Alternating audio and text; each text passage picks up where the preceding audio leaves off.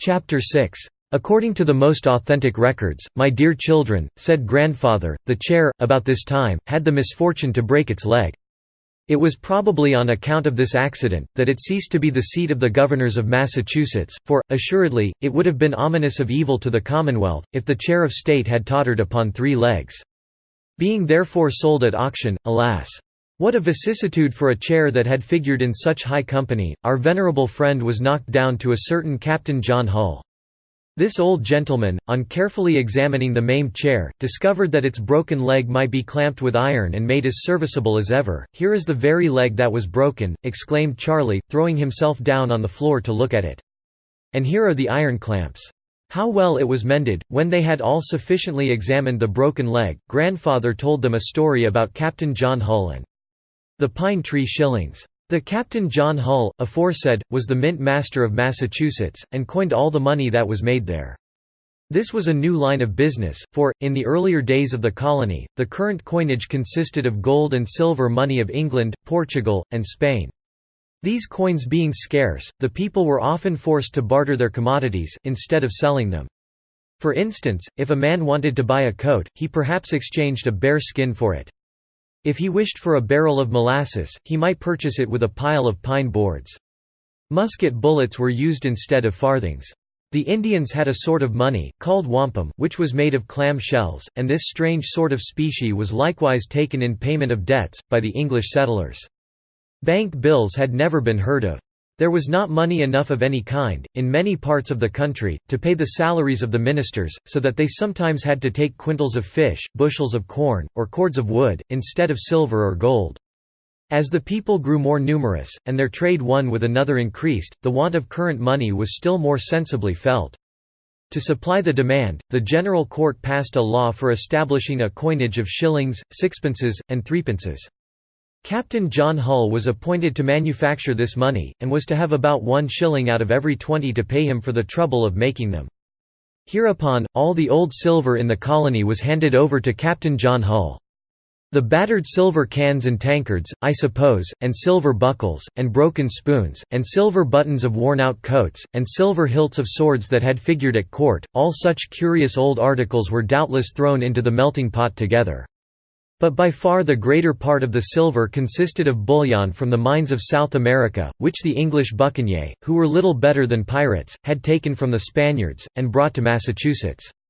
All this old and new silver being melted down and coined, the result was an immense amount of splendid shillings, sixpences, and threepences. Each had the date, 1652, on the one side, and the figure of a pine tree on the other. Hence they were called pine tree shillings. And for every 20 shillings that he coined, you will remember, Captain John Hull was entitled to put 1 shilling into his own pocket. The magistrates soon began to suspect that the mint master would have the best of the bargain. They offered him a large sum of money, if he would but give up that 20th shilling, which he was continually dropping into his own pocket. But Captain Hull declared himself perfectly satisfied with the shilling. And well he might be, for so diligently did he labor, that, in a few years, his pockets, his money bags, and his strong box, were overflowing with pine tree shillings.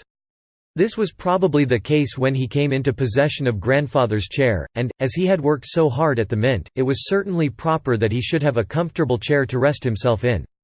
When the mint master had grown very rich, a young man, Samuel Sewell by name, came according to his only daughter. His daughter, whose name I do not know, but we will call her Betsey, was a fine hearty damsel, by no means so slender as some young ladies of our own days. On the contrary, having always fed heartily on pumpkin pies, doughnuts, Indian puddings, and other Puritan dainties, she was as round and plump as a pudding herself. With this round, rosy Miss Betsey, did Samuel Sewell fall in love.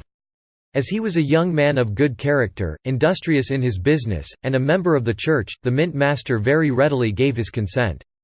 "Yes, you may take her," said he, in his rough way, "and you'll find her a heavy burden enough." On the wedding day, we may suppose that honest John Hull dressed himself in a plum-colored coat, all the buttons of which were made of pine tree shillings. The buttons of his waistcoat were sixpences, and the knees of his smallclothes were buttoned with silver threepences. Thus attired, he sat with great dignity in grandfather's chair, and, being a portly old gentleman, he completely filled it from elbow to elbow.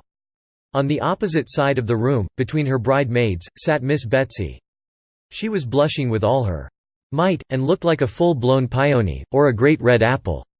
There, too, was the bridegroom, dressed in a fine purple coat, and gold lace waistcoat, with as much other finery as the Puritan laws and customs would allow him to put on. His hair was cropped close to his head, because Governor Endicott had forbidden any man to wear it below the ears. But he was a very personable young man, and so thought the bridesmaids and Miss Betsey herself. The mint master also was pleased with his new son-in-law, especially as he had courted Miss Betsey out of pure love, and had said nothing at all about her portion. So when the marriage ceremony was over, Captain Hull whispered a word to two of his men servants, who immediately went out, and soon returned, lugging in a large pair of scales. They were such a pair as wholesale merchants use, for weighing bulky commodities, and quite a bulky commodity was now to be weighed in them. "Daughter Betsey," said the mint master, "get into one side of these scales." Miss Betsey, or Mrs. Sewell, as we must now call her, did as she was bid, like a dutiful child, without any question of the why and wherefore.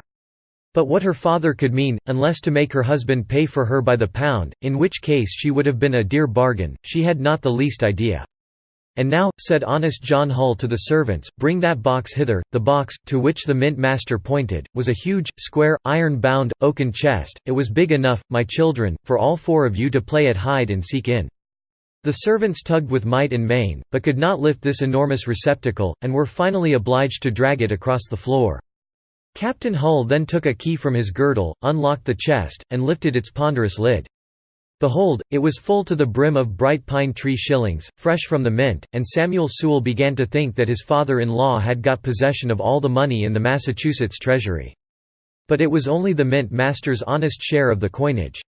Then the servants, at Captain Hull's command, heaped double handfuls of shillings into one side of the scales, while Betsey remained in the other.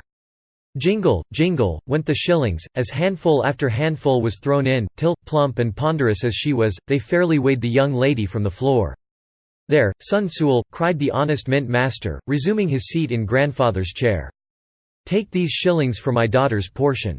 Use her kindly, and thank heaven for her. It is not every wife that's worth her weight in silver." The children laughed heartily at this legend, and would hardly be convinced but that grandfather had made it out of his own head. He assured them faithfully, however, that he had found it in the pages of a grave historian, and had merely tried to tell it in a somewhat funnier style. As for Samuel Sewell, he afterwards became Chief Justice of Massachusetts.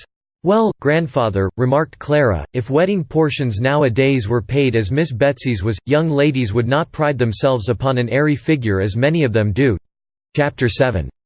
When his little audience next assembled round the chair, grandfather gave them a doleful history of the Quaker persecution, which began in 1656, and raged for about 3 years in Massachusetts. He told them how, in the first place, 12 of the converts of George Fox, the first Quaker in the world, had come over from England. They seemed to be impelled by an earnest love for the souls of men, and a pure desire to make known what they considered a revelation from heaven. But the rulers looked upon them as plotting the downfall of all government and religion.